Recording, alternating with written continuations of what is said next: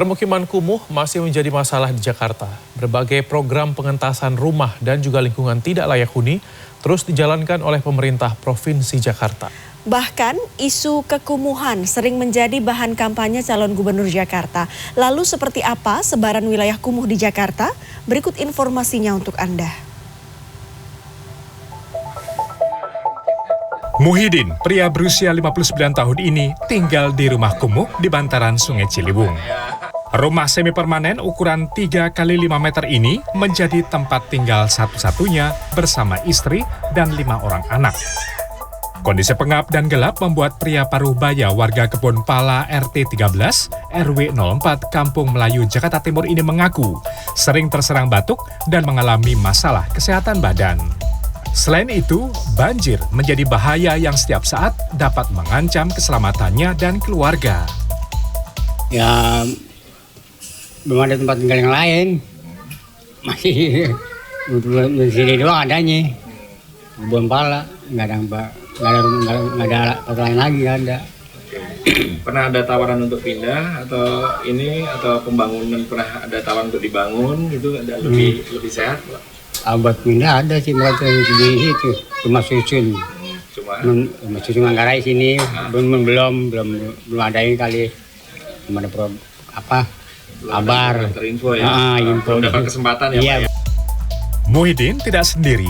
Masih ada belasan rumah kumuh di RT 13 RW 04 Kampung Melayu yang belum tersentuh program pengentasan rumah kumuh Provinsi DKI Jakarta. Untuk sebagian sih belum ada ya. Untuk sebagian kecil ada beberapa aja itu. Ya, tapi sebagian besar belum ada. Belum ada pengentasan dari wilayah kumuh ya Pak ya.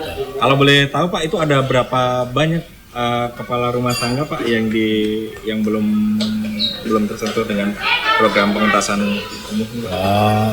Di atas 10 kakak kayaknya ya. Nah, untuk yang di belakang sana itu. Terus yang sebelah sini sekitar 5 kakak. Total semua jadi 15 kira-kira segitu.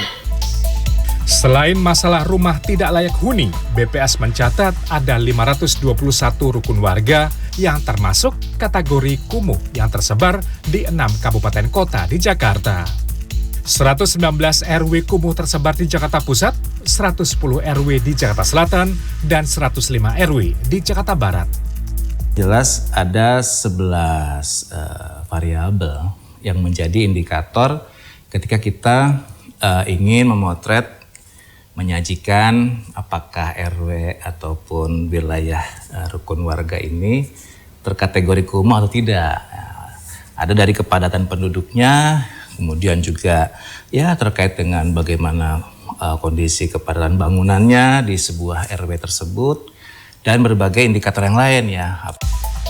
Berdasarkan laporan pendataan RW kumuh di Provinsi Jakarta oleh BPS di tahun 2017, RW dikategorikan kumuh antara lain jika per 100 meter persegi dihuni lebih dari 17 jiwa.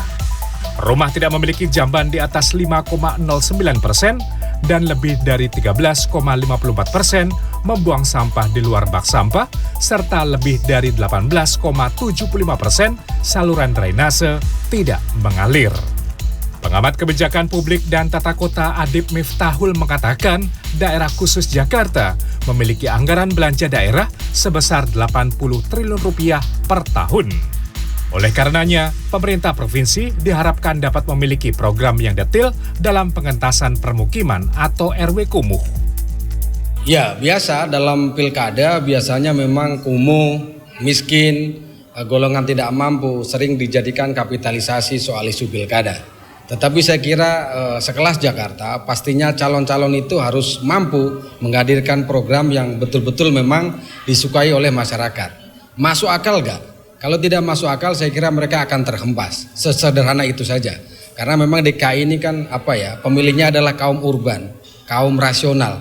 Jadi dia akan memilih, apalagi sebelum gubernur ini kan banyak program yang sudah diwujudkan begitu.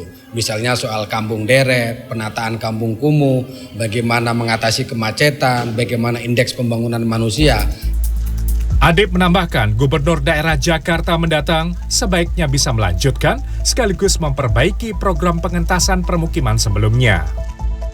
Kampung deret, rumah susun, apartemen, program pengentasan daerah kumuh era Gubernur Basuki Cahayapurnama dan Anies Baswedan sebaiknya bisa diteruskan agar daerah kumuh di Jakarta cepat teratasi. Agung Happy, Maranatha, Jakarta.